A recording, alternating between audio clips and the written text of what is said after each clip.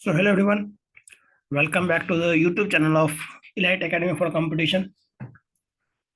Last class में हम लोग जो है वो एक सेकंड। यस, लास्ट क्लास में हम लोग देख रहे थे जो स्टार्ट किए थे वैदिक लिटरेचर को। एंड आज वहीं से कंटिन्यू करेंगे। श्रुति लिटरेचर आई थिंक हम लोग खत्म कर चुके थे।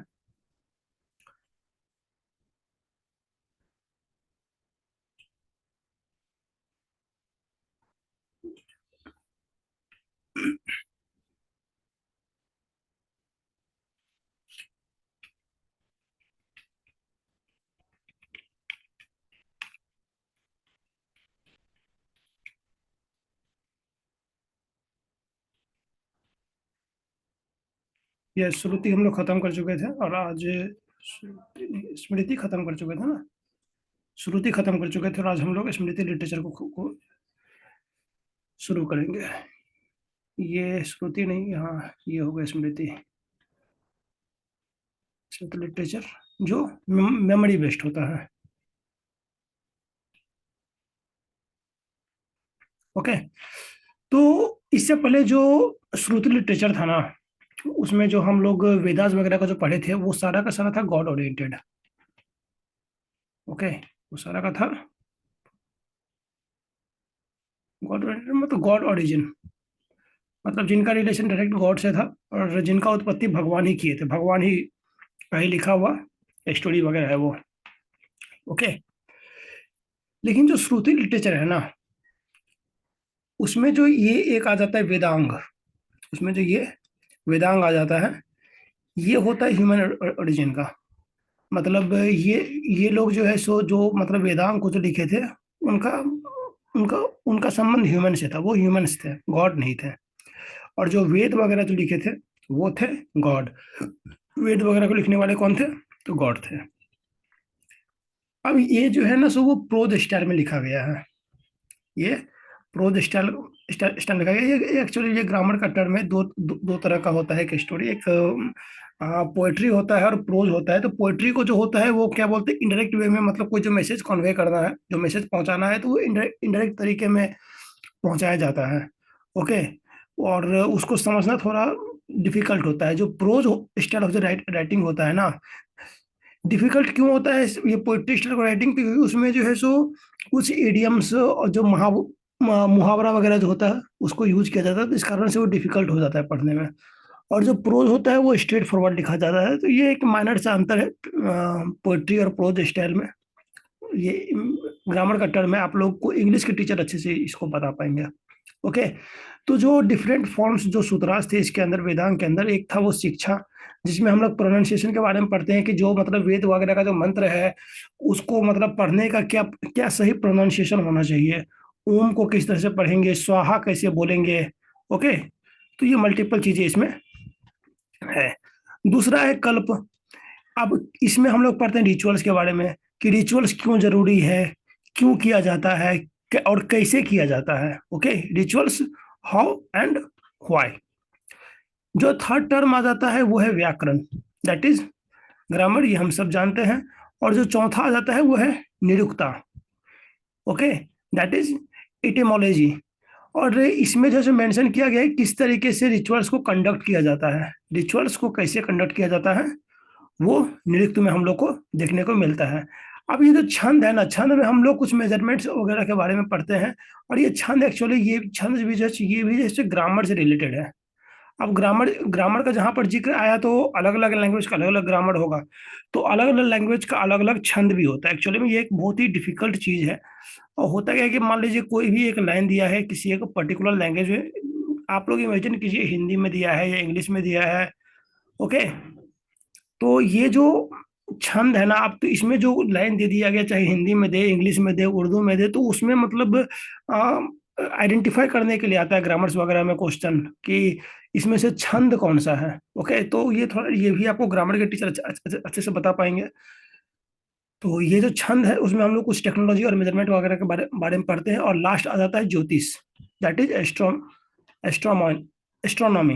ओके, जिसमें हम लोग जो ग्रह दिशा वगैरह जो है, चंद्रमा कहाँ है, शनि भारी है, मंगल मंगल का मंगल काया है, ओके, तो ये सब, सॉरी कया नहीं, साया, मंगल का अमंगल साया है, तो ये सब हम लोग ज्योतिष में पढ़ते हैं।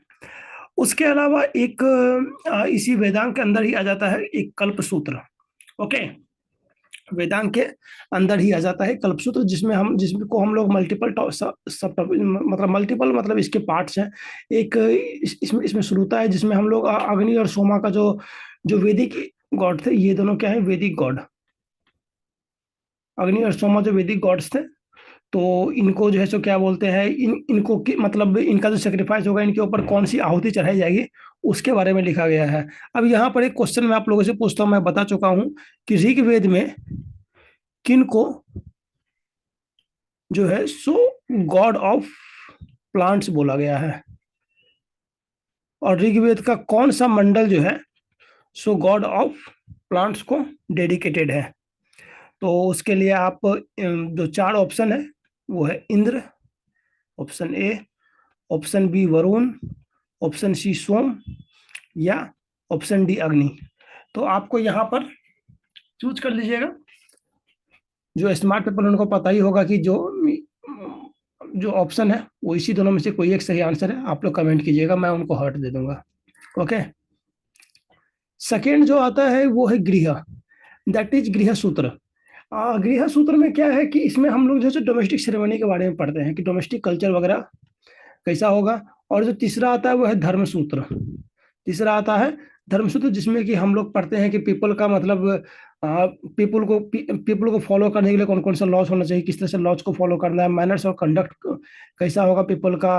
ओके, ये सब कुछ इसमें हम लोग पढ़ते हैं। और यहीं से एक और मतलब इसका इसका सब पार्ट धर्म सूत्र का एक सब पार्ट निकल के आया, दैट इज धर्म शास्त्र। अब यहीं पर जो एक और जो है सो इसका एक पार्ट है जिसको हम लोग पढ़ते हैं सुलोवा सूत्र। सुलोवा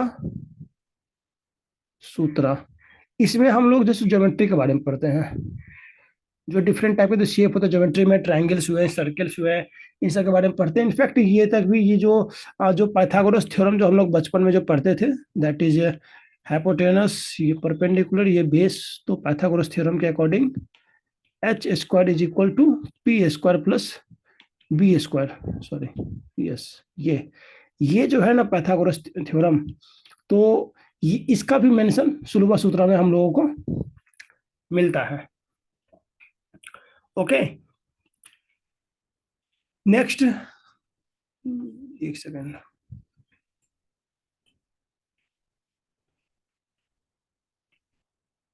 यस, नेक्स्ट है हम लोगों के पास धर्म धर्म सूत्र। धर्म सूत्र पहले भी पढ़ चुका है ना, यस, पहले भी यहाँ पर ही मेंशन है धर्म सूत्र, यहाँ पर भी है। इसमें वही है, एक और जो धर्म सूत्र है वो इसी का एक पार्ट हम लोग इसको कंसीडर कर सकते हैं, मतलब है कल्प सूत्र का ही एक और पार्ट है धर्म सूत्र। और इसमें जैसे पुरुषार्थ के बारे में लिखा गया, that is goals of the life, life का मतलब क्या गोल होना चाहिए, लाइफ को जीने का तरीका क्या होना चाहिए, क्या धर्म है, मतलब धर्म मतलब राइटियस कंडक्ट क्या होना चाहिए आदमी का। उसके बाद तो कर्म और मोक्ष के बारे में भी चर्चा किया गया है। मोक्ष मोक्ष मतलब हो जाता है एक तरह से सैल्वेशन, सैल्वेशन। और अल्टीमेट एम हम लोगों को जो डिफरेंस बुक, अगर रिलीजियस बुक कोई अगर पढ़ता है आप लोगों में से, तो आप लोगों को पता होगा कि जो लाइफ का जो अल्टीमेट गोल है ना, वो है कि बर्थ और रीबर्थ, बर्थ और रीबर्थ का एक साइकिल होता है, जन्म पुनर्जन्म का एक साइकिल होता है। और इस साइकिल से मुक्ति लेना ही कहते हैं उसको सैल्वेशन, दैट इज मोक्ष। और इसी का प्रचार किए थे गौतम बुद्ध एंड महावीर जैन। सबका अपना अपना तरीका होता है क्या बोलते हैं मोक्ष को प्राप्त करने का। उस जो सबका अपना अपना एक अपना अपना तरीका होता है मोक्ष मोक्ष को प्राप्त करने का। और इसीलिए यहाँ पर हम लोग देखते हैं जो ये जो धर्म शास्त्र है, धर्म सूत्र, ये डिफरेंट इंडिविजुअल्स के द्वारा लिखा गया है। इसमें जैसे तीन जो बात का जो इसका मतलब जिक्र जिक्र किया गया है, दैट इज आचार्य, मतलब कि आदमी का थिंकिंग कैसा होना चाहिए, व्यवहार, दैट इज बिहेवियर, बड़ों से कैसे बात करना है, छोटों से कैसे बात करना है। ओके, एंड इसके अलावा प्रायश्चित, जो मतलब हमसे कोई गलती हो गया तो किस तरीके से माफी मांगा जाए। ओके, तो प्रायश्चित ये इसका तीन जो है क्या बोलते हैं मेजर टॉपिक्स में इस किताब को लिखा गया है। उसके अलावा जो मल्टीपल जिक्र किया गया इसके अंदर वर्ण का जिक्र है, जो किंग्स वगैरह का जो ड्यूटीज है कि राजा का क्या ड्यूटी है, जो डिफरेंट वर्ण के पीपल है उनका क्या ड्यूटी है, मेन वोमेन का क्या क्या ड्यूटी है, टैक्सेशन का क्या क्या रूल्स है, फूड के लिए भी कुछ रूल्स वगैरह लिखा गया है, क्या खाना है क्या नहीं खाना है। ओके, यहाँ पाप पुण्य का भी जिक्र किया गया है कि पाप करोगे तो उसका क्या सजा मिलेगा, फिनेंशियल उसका ही मतलब जिक्र किया गया, और पाप करोगे तो किस कंडीशन में रहोगे, वो सब कुछ इसमें मल्टीपल डिटेल में लिखा गया है। ओके, तो यहाँ पर मैं बात कर रहा था सेल्वेशन का, दैट इज बर्थ और रिबर्थ के साइकिल से फ्री हो जाना, जिसका प्रचार गौतम बुद्ध महावीर जैन जैन भी जम करके किया। और आप लोगों के लिए अभी के जो स्टूडेंट्स हैं, जो आप जो भी मतलब तैयारी कर रहे हैं यूपीएससी का या फिर अदर पीसीएस का, तो उनके लिए यही है बर्थ और रिबर्थ का, कि जो मतलब उनका जो सेल्वेशन है वो है, जो उनका जो गोल है आईएएस हो या आईपीएस हो, तो यहाँ पर इनका ये है आपका गोल, और यहाँ पहुंच करके ही आपको सैल्वेशन मिलेगा। ओके, स्टूडेंट लाइफ से। ओके, रियल लाइफ में ये, लेकिन स्टूडेंट लाइफ में ये। ओके, तो ये सबका गोल है, सबका पहुंचने का अपना अलग अलग तरीका होता है, अलग अलग सोर्सेज है, अलग अलग स्ट्रेटजी है, तो इसलिए मैंने इंडिविजुअल में इसको, जो बहुत सारे इंडिविजुअल उसको लिखा गया है, लिखे है इसको। यहाँ पर एक और जो है इसके, यहाँ पर एक और जो हम लोग इसके अंदर पढ़ सकते हैं कल्पसूत्र के अंदर ही, वो है मनुस्मृति। यहाँ पर एक स्लाइड, यहाँ पर एक स्लाइड ऐड कर देना चाहिए, एक सेकंड रुक जाइए।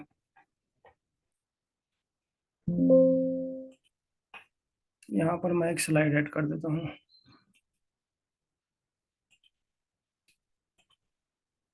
ओके, आप स्क्रीनशॉट ले लीजिएगा इसका। ये सब जो आपको मैं हैंड रिटन नोट्स जो यहाँ पर जो मैं लिख करके दे रहा हूँ वो आपको नहीं मिलेगा, ताकि आप खुद भी आप कुछ काम करो घर पे, सिर्फ मेरे भरोसे मत रह जाओ। ओके, इसलिए जो आपको नोट्स यहाँ पर दिख रहा है रियली में वही आपको मिलेगा, तो आप इस नोट्स को प्रिंट आउट कर, और जो कुछ मैं एक्स्ट्रा बता रहा हूँ उसको आप नोट कर लीजिए। ओके, तो यहाँ पर एक उसके अंदर है मनुस्मृति, ये एक्चुअली में था नहीं, तो अचानक से मतलब दिमाग में हिट के बता देना चाहिए, जब इतना डीप में जा रहे हैं तो ठीक है। मनुस्मृति, अब ये जो है ये 12 चैप्टर्स में डिवाइडेड है। ओके, कितना चैप्टर्स, 12 चैप्टर्स में। और इसमें एक ऑथर है, एक क्या नाम है, यजन वोल्काय न करके कोई है, एक बार नाम वेरीफाई कर लीजिए गूगल में। यजन वल्काय करके एक ऑथर है, और इन्होंने जो है इसमें 3 कांड लिखे हैं, 3 कांड लिखे हैं, और उसमें भी वही 3 बात का जिक्र किया गया है, दैट इज आचार, व्यवहार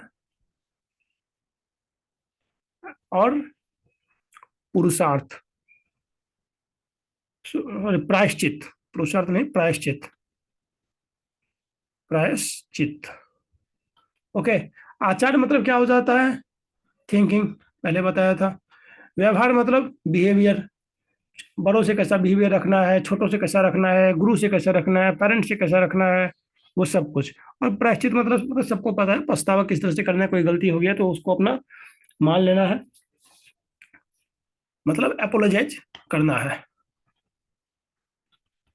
ओके, अब इसमें जैसे मनुस्मृति है तो बहुत सारे मतलब जो 12 चैप्टर से, तो जो कुछ इंपॉर्टेंट जो पार्ट हैं इसके, कुछ एक इसमें एक नारद स्मृति है, नारद स्मृति है। उसके बाद जो एक जो इम्पोर्टेंट है वो है बृहस्पति स्मृति, बृहस्पति स्मृति। और एक है कात्यायन स्मृति, ना स्मृति। ओके, तो ये है, ये 3 इंपॉर्टेंट है। कभी कभी हो सकता है, मतलब ऐसे तो जनरली आया नहीं है, तो हो सकता है क्वेश्चन इतना मतलब अगर यहाँ से आएगा तो फिर ऐसे डाल सकता है कि नारद स्मृति इसमें से किसका किसका पार्ट है, कौन सा वैदिक लिटरेचर का। तो ऑप्शन मनुस्मृति रहेगा, आप उसको मार सकते हैं। ओके। अब मनुस्मृति में ही एक है पुरुषसभा स्मृति, पुरुषसभा स्मृति। अब इसको लेकर के ये इंपॉर्टेंट इसलिए बन जाता है क्योंकि ये जो है एक डिबेटेबल टॉपिक है। इस ये डिबेटेबल टॉपिक क्यों क्यों है, क्योंकि जो वर्ण सिस्टम है ना, जो वर्ण सिस्टम का जिक्र किया गया, चाहे वो ऋग वैदिक एज में हो या फिर लेटर वैदिक एज में हो, तो उसको ये किसी न किसी तरीके से वो जस्टिफाई कर देता है। इसके इसके मतलब इस पुरुषसभा स्मृति में एक बात ये भी लिखा हुआ है कि जो जो ब्रह्मा है, जो ब्रह्मा जो ब्रह्मा जी जो है, जो चार वर्ण है वो ब्रह्मा जी से निकले हैं। जैसे जो ब्राह्मण है वो ऊपर से आए हैं, क्षत्रिय उनके हाथ से आए हैं, उसी तरह से जो जो शूद्र है तो वो पैर से जन्मे हैं। तो इस तरह से जो है सो क्या बोलते हैं, ये जो है सो जो पुरुषसभा स्मृति है, ये वर्ण सिस्टम को जस्टिफाई कर देता है। तो इस कारण से ये एक हॉट टॉपिक बना बना हुआ है डिबेट का इशू। ओके। नेक्स्ट और जो लास्ट जो श्रुति लिटरेचर है, सॉरी स्मृति लिटरेचर, वो है, एक सेकेंड, ये जा क्यों नहीं रहा है, ये क्या हो गया ना कि एक जो गूगल मीट से सॉरी जूम से रिकॉर्ड कर रहा हूँ ना, तो इसका ये जो बार है ये बीच में आ गया है, यहाँ ठीक नहीं रहा है यहाँ से। देखो, हाँ हटा रहने दो यहीं पे, मैं मैनेज कर दूंगा, एक सेकंड यहाँ। हाँ अब हट गया। यस। तो जो लास्ट जो है स्मृति सॉरी स्मृति लिटरेचर, यस, वो है पुराणाज। अब पुराण का मतलब ही होता है ओल्ड। इसके अलावा एक पांचवा नंबर में भी हम लोग को पढ़ना है, that is apex, epics. Okay. इसमें जो डिफरेंट जो बुक्स हैं, that is Mahabharata, okay, Ramayana, तो वो सब जो है सो इसमें हम लोगों को बस इतने याद रख लीजिए कि महाभारत और रामायण जैसे इपिक्स का पार्ट है। इसके अलावा जो डिटेल में जाने की जरूरत नहीं है, उतना डिटेल में नहीं आएगा। मैं डिटेल में इसलिए जा रहा हूँ, थोड़ा डीप जा रहा हूँ, क्योंकि जो क्वेश्चन पूछने का जो वाइड है ना, खासतौर पे जो कोविड के बाद जो क्वेश्चन पूछने का जो एंगल है, चाहे किसी भी एग्जाम का हो, वो अपना एरिया बढ़ा चुका है, क्योंकि बहुत सारे सोर्सेज अवेलेबल हो चुके हैं ऑनलाइन। ओके। तो क्वेश्चन पूछने का जो एरिया है ना, वो भी बढ़ चुका है। ओके। आप जो लोग जब प्रीवियस ईयर का क्वेश्चन जब सॉल्व करेंगे तो आप देखेंगे कि जो चेंजेस है ना क्वेश्चन के बाद, जो 2020 के बाद से जो जो चेंजेज है क्वेश्चंस में, वो ड्रास्टिकली चेंज देखे गए हैं। ठीक ना, अचानक से क्वेश्चन का लेवल बहुत ऊपर चला गया है। ओके। तो पुराण का मतलब होता है ओल्ड। टोटल टोटल जो पुराण है 10 है। मल्टीपल पुराण हम लोग जानते हैं, गरुड़ पुराण, विष्णु पुराण, शिव पुराण, स्कंद पुराण। ओके। ये सब कुछ हम लोग देखे हैं। और ये जो 4th सेंचुरी बीसी से जो 5th सेंचुरी एडी, यानी कि जो 900 ईयर्स का जो गैप था, इसके अंदर लिखा गया था। तो ये सोच लीजिए, आप सोच लीजिए कि ये उस समय इतने पुराने थे, तो आज के समय में कितने पुराने होंगे। ओके। अब इसमें इसी पुराण समय जैसे ये क्या बोलते हैं, महायुग के बारे में चर्चा हुआ था। हम लोग जो सुनते हैं कि सतयुग, कलयुग वगैरह जो है, एक सेकंड, ये क्या हो रहा है यार, एक सेकंड, हाँ हो गया। यस। तो ये जो जो जो हम लोग जो पढ़ते थे, मतलब जानते हैं, सुनते हैं कि कलयुग चल रहा है, कलयुग चल रहा है, कलयुग कलयुग आ गया, घोर कलयुग है, घोर कलयुग। तो ये सब जो बोलते हैं आपस में, तो ये जो चार महायुग है, सतयुग, त्रेता युग, द्वापर युग, कलयुग, ये सब में जैसे क्या बोलते हैं, जो ये कॉन्सेप्ट कॉन्सेप्ट टाइम टाइम है महायुग, इसका भी जिक्र हम लोग को पुराण से मिलता है। इस टाइम में मतलब किस तरह से चेंजेस हुआ, आप जरा इसको इसको समझिए। जैसे जैसे जो सतयुग था ना, तो उसमें जो ये सारा सारा कॉन्सेप्ट है देव और असुर का, देव और असुर का, देव और दैत्य, असुर मतलब दैत्य, दानव, राक्षस। ओके। इसको अंत अस्थि प्रारंभम से मत जोड़ देना। ओके। तो जो बता रहा हूँ उसको समझिए। देव और असुर से इसका मतलब रिलेशन है कि जैसे सतयुग में जैसे क्या बोलते हैं, कहा जाता है कि देव और असुर ये दोनों दो अलग अलग लोक में रहते थे। एक क्या बोलते हैं, आकाश लोक में है, तो एक भूलोक पे है। तो देव अलग लोक अलग लोक में, या यूं कहिए कि देव अलग दुनिया में, असुर अलग दुनिया में। उसके बाद जो त्रेता युग आया, तो त्रेता युग में जैसे देव और असुर, त्रेता युग किसका युग है? तो ये श्री राम का युग है, प्रभु श्री राम का ये युग है। और इसमें जो है सो क्या बोलते हैं, जो त्रेता युग में जो है देव और असुर एक ही लोक पर रहने लगे। राम और रावण एक ही धरती, मतलब धरती पर ही थे। ओके, एक ही लोक में रहने लगे, भूलोक पे। उसके बाद है द्वापर युग। द्वापर युग किसका टाइम था? तो कृष्ण जी का टाइम था। अब वो आपको याद होगा, कृष्ण जी जो है एक बहुत बड़े राक्षस का वध किए थे, दैट इज कंस। कंस कौन था? तो उसका कृष्ण जी का मामा था। तो जो द्वापर युग था उसमें देव और असुर जो है सो एक फैमिली से बिलोंग करने लगे थे, एक ही फैमिली से बिलोंग करने लगे थे। और उसके बाद जब आता है कलयुग, तो कलयुग में आज हम लोग देख रहे हैं कि देव और असुर वो एक ही बॉडी में वास करता है, ऐसा कॉन्सेप्ट है। ओके। इसके अलावा जो मल्टीपल चीजें जो पुराण में है, वो जैसे क्या बोलते हैं, यूनिवर्स का कैसे फॉर्मेशन हुआ, अर्थ कैसे बना, इंडिया कैसे बना, माउंटेन्स वगैरह का भी कभी जिक्र वहां पर देखने को मिलता है। जो डिफरेंट जो मतलब जोग्राफिकल जो जो चीजें हैं, माउंटेन्स हो गया, रिवर्स, डिफरेंट प्लेसेस का भी जिक्र यहाँ पर मिलता है। और इसका जो डिवोशन कल्ट है वो है विष्णु शिवा शक्ति। हम लोग जो अभी जो मैं बता, डिफरेंट पुराण के नाम है, कि विष्णु पुराण है, एक शिव पुराण है। तो डिफरेंट कल्ट्स वगैरह भी यहाँ पर है। और अभी जो मैं आपको बताया, एक और ये देव और असुर, इसका इसका इंट्रैक्शन इसमें दिया गया है। और शायद मतलब जो जो ऋषि मुनि होते हैं, उनका भी इंट्रैक्शन आपस में यहाँ पर मेंशन मेंशन मिलता है। उसके अलावा कुछ पॉलिटिकल हिस्ट्री भी यहाँ पर हम लोग को देखने को मिलता है, डिफरेंट राजवंश का, जो जैसे रियंग था, Shishunaga, Nanda, Maurya, Shunga dynasty, Kanva dynasty, Andhra dynasty, that is Satavahanas, ये सब का भी हम लोगों को देखने को मिलता है। अब यहाँ पर एक सीडीएस में क्वेश्चन आया था कि किसने जो है क्या बोलते हैं अपने नाम में, मतलब ये सब में से, ये सारा का सारा आपका ऑप्शन है, जितना भी यहाँ पर डायनेस्टीज है ना, ये सारा का सारा आपका ऑप्शन है। आप हमको बताइए कि इसमें से कौन सी डायनेस्टी थी जिसने अपने नाम में अपने माता का भी नाम जोड़ना शुरू किया था। ओके। जब मैं आगे बताऊंगा मगध को, तो उसमें जो है इसका आंसर मैं बता दूंगा। आप लोग कमेंट कीजिएगा, कमेंट में मैं इसका सही आंसर दे दूंगा आप लोगों को रिप्लाई में। ओके। जो इसमें जो अब जो 5 सब्जेक्ट है ना, वो है सर्ग, जिसमें हम लोग क्रिएशन ऑफ वर्ल्ड के बारे में पढ़ते हैं। प्रतिसर्ग, जिसमें हम लोग डिस्ट्रक्शन और रिक्रिएशन ऑफ द वर्ल्ड के बारे में हम लोग पढ़ते हैं। सबको मतलब पता है कि नथिंग इज, मतलब दुनिया में कोई शाश्वत नहीं है, नथिंग इज परमानेंट। ओके। तो वर्ल्ड का क्रिएशन होगा, मतलब क्रिएट हुआ है वर्ल्ड, तो उसका डिस्ट्रक्शन भी होगा और उसका रिक्रिएशन भी होगा। तो उसी तरह सर्ग सर्ग में हम लोग पढ़ते हैं क्रिएशन के, वर्ल्ड किस तरह से क्रिएट हुआ।